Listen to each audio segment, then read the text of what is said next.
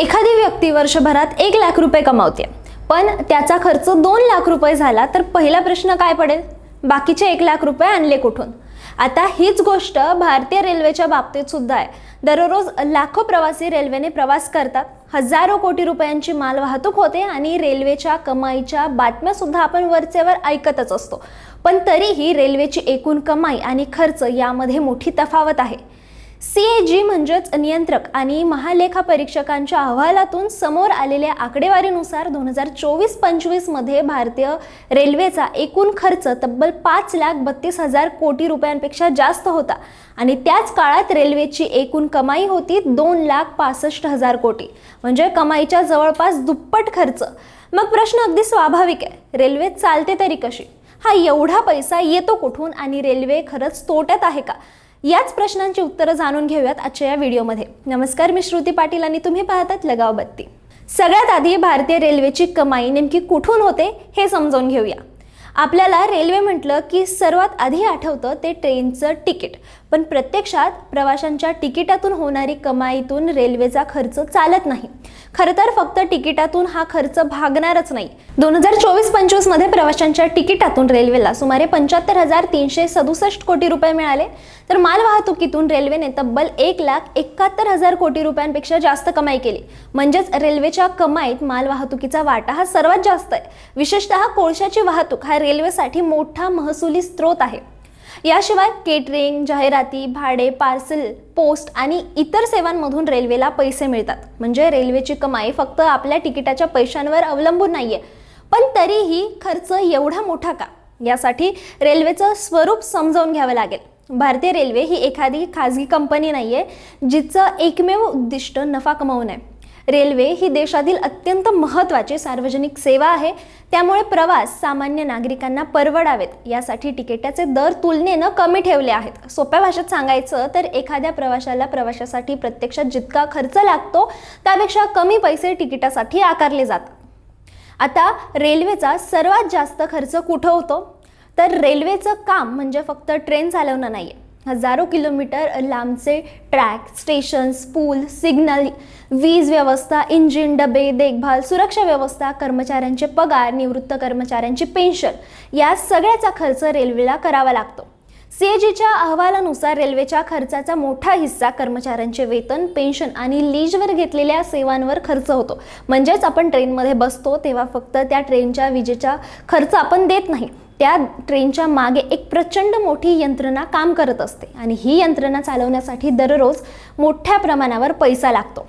पण इथे आणखीन एक गोष्ट महत्त्वाची आहे. रेल्वेची कमाई आणि खर्च यांच्यातील ही तफावत भरून कोण काढतं? इथंच केंद्राची भूमिका महत्त्वाची ठरते. रेल्वेला सरकारकडून मोठ्या प्रमाणावर ग्रॉस बजेटरी सपोर्ट मिळतो. म्हणजेच रेल्वेच्या विविध गरजा पूर्ण करण्यासाठी केंद्र सरकारच्या अर्थसंकल्पातून पैसा दिला जातो. 2024-25 मध्ये रेल्वेला केंद्र सरकारकडून सुमारे 2,52,000 कोटी रुपयांचा ग्रॉस बजेटरी सपोर्ट मिळाला होता. याशिवाय एक्स्ट्रा बजेटरी रिसोर्सेसच्या माध्यमातून सुद्धा निधी उपलब्ध झाला होता. म्हणजेच रेल्वेची कमाई खर्च भागवण्यासाठी पुरेशी नसली तरी सरकारकडून मिळणाऱ्या निधीमुळे रेल्वेचं कामकाज हे सुरू राहतं. रेल्वेच्या उत्पन्नातून त्याचा खर्च भागत नसला तरी रेल्वे कधीच बंद वगैरे पडणार नाहीये. कारण रेल्वेचं आर्थिक मॉडेल असं आहे की प्रवाशांना परवडणारी सेवा देण्यासाठी सरकारला सुद्धा मोठ्या प्रमाणावर पैसा लावावा लागतोय. पण CAGच्या अहवालात फक्त कमाई आणि खर्चाची गोष्ट नाहीये. रेल्वेच्या खर्चाबाबत काही गंभीर निरीक्षणं या अहवालामध्ये नोंदवण्यात आली आहे. जसं 2024-25 मध्ये रेल्वेने मंजूर रकमेपेक्षा जास्त खर्च केला. जवळपास 19,458 कोटी रुपयांचा खर्च असा होता ज्याची मंजुरीच नव्हती. याशिवाय काही खर्च गैरवर्गीकृत स्वरूपात झाल्याचे सुद्धा अहवालामधून समोर आले. त्यामुळे CAGने रेल्वेला खर्चावर अधिक नियंत्रण ठेवण्याचा आणि बजेटच्या वापरावर देखरेख ठेवण्याचा सल्ला दिला आहे. आता रेल्वेच्या खर्चातला आणखीन एक वेगळा पण तेवढाच महत्त्वाचा मुद्दा पाहूया. तो म्हणजे रेल्वेच्या वस्तूंची चोरी किंवा नुकसान. रेल्वेच्या प्रवासात रुमाल, बेडशीट, ब्लँकेट्स, टॉवेल यांसारख्या वस्तू प्रवाशांकडून नेल्या जाण्याच्या घटना वेळोवेळी समोर येतात. आता अलीकडेच रेल्वेने कोणत्या वस्तू किती चोरीला गेल्यात, कोणत्या स्टेशन्सवरून गेल्यात याचा अहवाल जाहीर केला होता. या एका वस्तूची किंमत कदाचित फार जास्त नाहीये, पण रेल्वेच्या हजारो गाड्या, लाखो प्रवासी आणि मोठ्या प्रमाणावर दिल्या जाणाऱ्या वस्तू, अशा वस्तू वारंवार गायब झाल्या किंवा खराब झाल्या तर त्या पुन्हा खरेदी करण्याचा खर्च रेल्वेलाच करावा लागतो. म्हणजे प्रवाशांनी केलेली अशी छोटी छोटी नुकसानीची भरपाई सुद्धा रेल्वेलाच करावी लागते. आता आणखीन एक गोष्ट आहे, रेल्वेच्या एकूण कमाईमध्ये मालवाहतुकीचा वाटा हा खूप जास्त आहे, विशेषतः कोळशाची वाहतूक. सीएजीच्या आकडेवारीनुसार ट्रेनच्या ऑपरेशन्समधून मिळणाऱ्या उत्पन्नात कोळशाच्या वाहतुकीचा मोठा वाटा आहे. याचा अर्थ असा की प्रवाशांच्या तिकिटांमधून मिळणाऱ्या पैशांपेक्षा मालगाड्यांमधून रेल्वेला मोठ्या प्रमाणावर महसूल मिळतो. म्हणूनच रेल्वेची आर्थिक परिस्थिती समजून घेताना प्रवासी, रेल्वे आणि मालवाहतूक या दोन्ही बाजू वेगवेगळ्या ठेवून समजून घ्याव्या लागतात. पण मग एक प्रश्न अजूनही कायम आहे, जर रेल्वेची कमाई खर्चाच्या तुलनेमध्ये एवढी कमी असेल तर रेल्वेनं तिकिटांचे दर वाढवून सगळं सुरळीत का करू नये? कारण रेल्वे ही फक्त कमाईचं साधन नाहीये. देशातील विद्यार्थी, नोकरदार, कामगार, छोटे व्यावसायिक, शेतकरी आणि सर्वसामान्य नागरिकांसाठी रेल्वे ही स्वस्त आणि मोठ्या प्रमाणावर उपलब्ध असलेली वाहतूक व्यवस्था आहे. तिकिटांचे दर अचानक मोठ्या प्रमाणावर वाढवले तर त्याचा थेट परिणाम कोट्यवधी प्रवाशांवर होऊ शकतो आणि म्हणूनच रेल्वे समोर कायम एक अवघड संतुलन असतं. सेवा स्वस्त ठेवायची की महसूल वाढवायचा, आणि या दोन्ही गोष्टींचं संतुलन साधणं हीच मोठी आर्थिक कसरत आहे. सीएजीच्या अहवालाकडे पाहिलं तर आणखीन एक गोष्ट लक्षात येते, रेल्वेची कमाई वाढते पण त्याच वेळी तिच्या खर्चातही मोठा वाढ होतोय.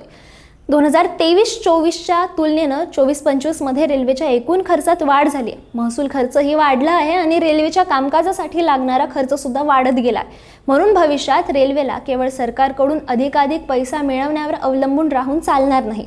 रेल्वेनं स्वतःच्या साधनांमधून महसूल वाढवण्यावर सुद्धा भर देण्याची गरज आहे. जाहिरात, स्टेशनवरील व्यावसायिक वापर, मालवाहतूक, पार्सल सेवा, पर्यटनाशी संबंधित सेवा आणि इतर मार्गांनी महसूल वाढवण्याची क्षमता रेल्वेकडे आहेच. आता सुरुवातीच्या प्रश्नाकडे पुन्हा येऊयात. रेल्वेच्या कमाईपेक्षा खर्च दुप्पट आहे, मग रेल्वे चालते तरी कशी? तर उत्तर अगदी सोपं आहे. रेल्वेची कमाई तिकीट, मालवाहतूक आणि इतर सेवांमधून होते, पण हा पैसा रेल्वेचा खर्च भागवण्यासाठी पुरेसा नसतो. म्हणून केंद्र सरकारकडून मोठ्या प्रमाणावर आर्थिक मदत मिळते. त्यासोबत इतर आर्थिक स्रोतांचा सुद्धा वापर केला जातो. पण याच वेळी खर्चावर नियंत्रण ठेवणं सुद्धा तितकंच महत्त्वाचं आहे. कारण रेल्वे ही केवळ नफा तोट्याची कंपनी नाहीये, ती देशाच्या अर्थव्यवस्थेची आणि सामान्य नागरिकांसाठी जीवनवाहिनी आहे. रेल्वे नफ्यात आहे की तोट्यात यापेक्षा जास्त महत्त्वाचं आहे की रेल्वेवर सरकार किती पैसा खर्च करतोय, तो पैसा कुठे जातोय आणि त्यातून सामान्य प्रवाशाला किती चांगली सेवा मिळते. आणि सीएजीचा अहवाल याच प्रश्नाकडे पाहायला आपल्याला लावतोय. तुम्हाला काय वाटतं, रेल्वेची कमाई वाढवण्यासाठी तिकिटांचे दर वाढवावेत की सरकारी मदत कायम ठेवून रेल्वेला अधिक कार्यक्षम बनवावं? तुमचं मत आम्हाला कमेंटमध्ये नक्की सांगा. हा व्हिडिओ आवडला असेल तर लाईक करा, शेअर करा आणि अशाच माहितीपूर्ण व्हिडिओसाठी लगाव बत्तीला सबस्क्राईब करा.